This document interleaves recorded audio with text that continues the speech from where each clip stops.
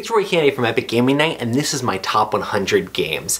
Growing up, my dad taught me to play Gamma World, which is a role-playing version of D&D that's like post-apocalyptic with crazy mutants, and I feel like that's what had a huge influence on me loving thematic games and narrative in board games. And though I don't have any role-playing games like D&D and Gamma World on the list, just because I feel like they're so different from board games themselves, they definitely had a huge influence on my taste in gaming. So with that said, let's go ahead and get to my top games. My number 40 is Cry Havoc. This is a dudes on a map game that has 4 completely different factions that feel very different with all sorts of different special buildings, and you're building different buildings out, trying to get different special abilities on the map. You have machines that are trying to kill everything in their path, and humans that are trying to control different areas, and the trogs are just trying to keep the planet whole, and then you have the pilgrims that are trying to like collect all the gems and like min-max their points. It's very asymmetrical and very awesome, and that's why my number 40 is Cry Havoc.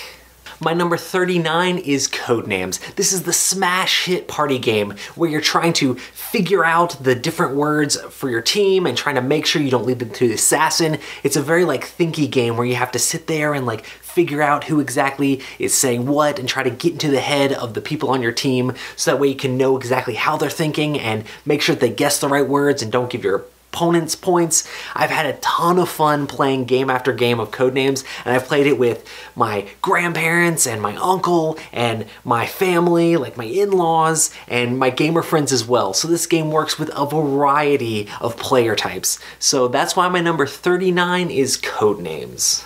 My number 38 is a space combat game set in the Warhammer 40k universe, and that is Forbidden Stars. This is a game where you have your different factions warring over planets, trying to get their objectives, and you're able to buy different unit types, buy different cards to put in your deck. There's crazy long card combat, but it's an awesome game where you get to do all the min-maxing of the things that I really like in 4X. It takes the exploration out of that, but still has all the unit buying, exploring, expanding sort of thing that is awesome in these sort of games. So that's why my number 38 is Forbidden Stars. My number 37 is Tales of the Arabian Nights. This is a game with tons of narrative and this huge storybook where you're basically just playing to see what happens with your characters.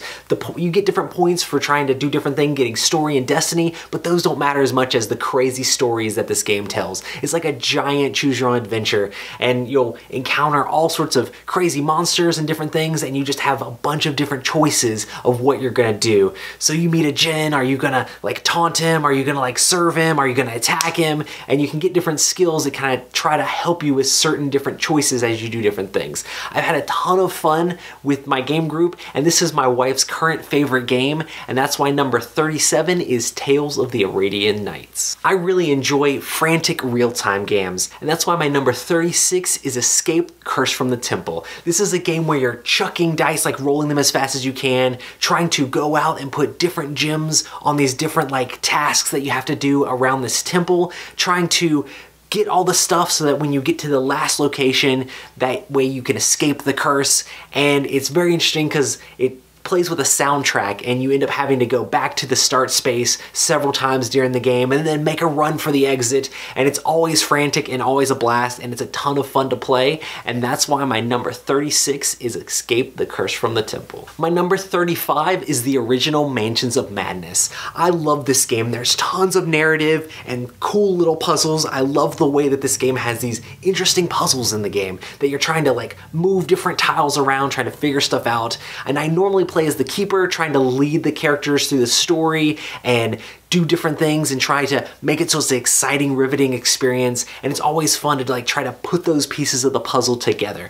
It's got cool miniatures and very, very thematic Lovecraft feel, and that's why my number 35 is Mansions of Madness. My number 34 is the game that started Plaid Hat Games, and that is Summoner Wars. This is a great head-to-head card game where it feels like a miniatures tactical game as you have your summoner and you have walls and different units, and you're moving those forward, trying to take out your opponent's summoner. And there's cool little card play where you're playing down different things, trying to build up your magic pool and then play the different types of units. And you have cool dice combat where it's pretty easy to hit, but sometimes you can miss, and you're trying to figure out how to use all the special abilities of your faction. There's like 16 different factions in the game, and then they have mixed allied summoners, so there's tons and tons of combinations you can do. And it's a ton of fun to just play this faction and you play that faction and we go head to head and see what happens. And I've had a ton of fun playing Summoner Wars, and that's why it's my number 34. My number 33 is one of the games that started the whole board games on Kickstarter craze,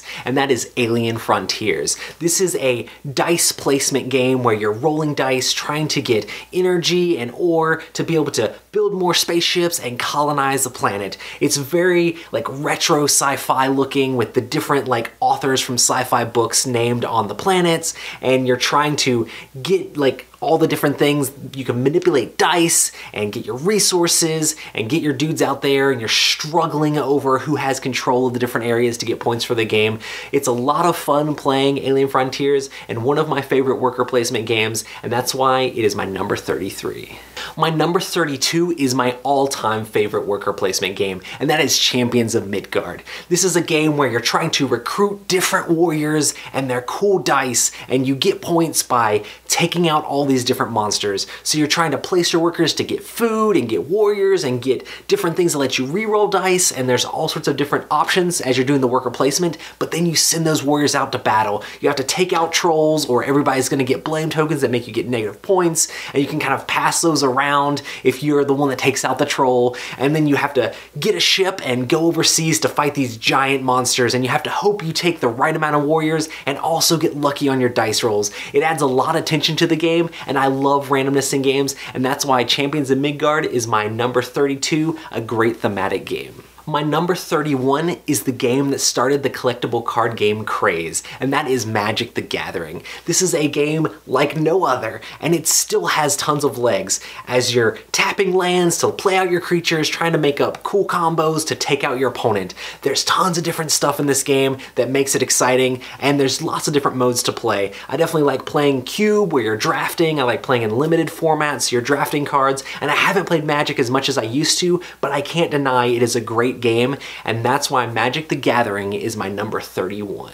Well, that's another 10 down. We only have 30 left to go till we're at the very top of my favorite games. I definitely think the games you play when you're younger, whether it be board games or video games, definitely influences your taste in board gaming. And it's awesome to see the different games that I played when I was younger changing my taste in board gaming as I got into the board gaming hobby. So let me know in the comments down below what games you played when you were younger that influenced your taste in gaming, and we'll see you next time on my top 100 games.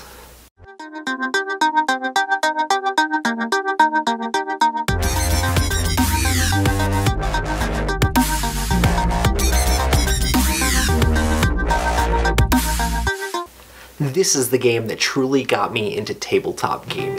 Thanks so much for watching the Dice Tower videos. Find more great videos and reviews, as well as our top-rated audio podcast at Dicetower.com. You can also find other great shows at Dicetowernetwork.com. I'm Eric Summerer, and you've been watching The Dice Tower. The Dice Tower is sponsored by Cool Stuff Inc., where you can find great games for great prices. Cool stuff in stock. Check them out at CoolStuffInc.com.